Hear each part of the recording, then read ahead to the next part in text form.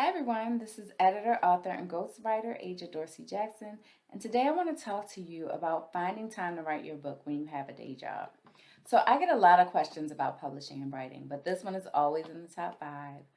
Since 2011, I've published several books, children's books, several nonfiction books, three novels. I've ghostwritten many others. I have three children. Like many, I don't write books for a living, so I also work a full time job. I work as an editor. I have friends, family, lots of different activities. So I'm not saying all this just to brag about getting it done. I'm just saying it to let you know that it is possible to get it done.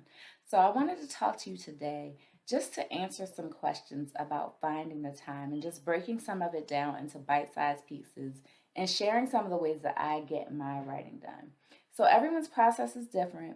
These are just some of the things that work for me. So feel free to try some of these things on for size. One of my priorities, and I admittedly am not always 100% perfect with this because who is to make time every day for writing. Sometimes the words are flowing and I can write for hours. Some days it takes a whole lot for me to just get one word out on the page. But one really good habit to get into when you start your writing project is to make time for it every day. Set aside a period of time. I mean, even if you can't do anything more than 15 minutes, set aside some time to be hands on every day with your project. Even in the case of extreme writer's block, which I talk about, just go back and edit whatever you wrote before. So, your goal is not necessarily to spend a whole lot of time with your hands on your project. It is just to make sure that you don't spend a lot of time putting your project down and being hands off because it's a lot harder to pick it up again than it is to never put it down in the first place. Second tip, sprint. So this term really I got from a Facebook group that I was in several years ago about getting your work done quickly. So to sprint, what you're going to do is set aside a block of time. So for this, you want a longer period of time. This isn't usually going to be in your kind of 15-minute everyday routine. But if you can set aside maybe a block of time every Sunday for an hour or two or longer, or a few days throughout the month where you decide to sprint, what you're going to do is set a word count goal, sit at your computer, and barring an emergency, don't take part in any other activities until you've put that many words on the page. So your goal during a sprint is quantity. You're not going to be as concerned about your words being outstanding.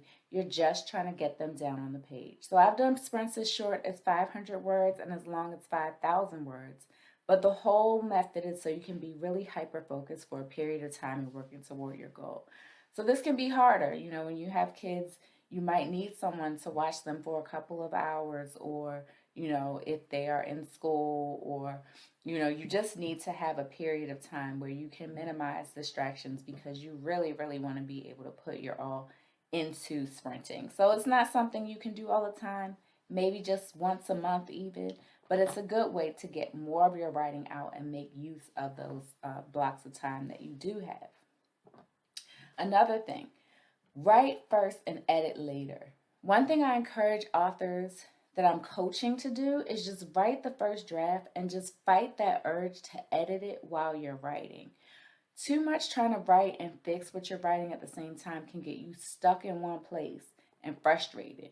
So remember, you can always come back and fix bad writing, but if you don't have anything written down, you don't have anything to fix. Finally, outlining. One of my favorite fiction resources is the book Take Off Your Pants by Libby Hawker.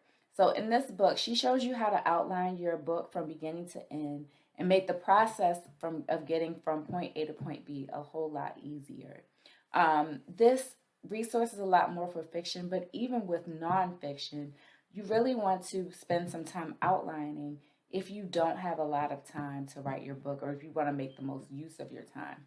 I was a little hesitant at first because I just kind of like to let it flow in my writing, but I realized that in doing that, I waste a lot of time or I don't actually get my projects finished. So I have a lot of pretty words that aren't leading into anything if I don't necessarily spend some time with an outline.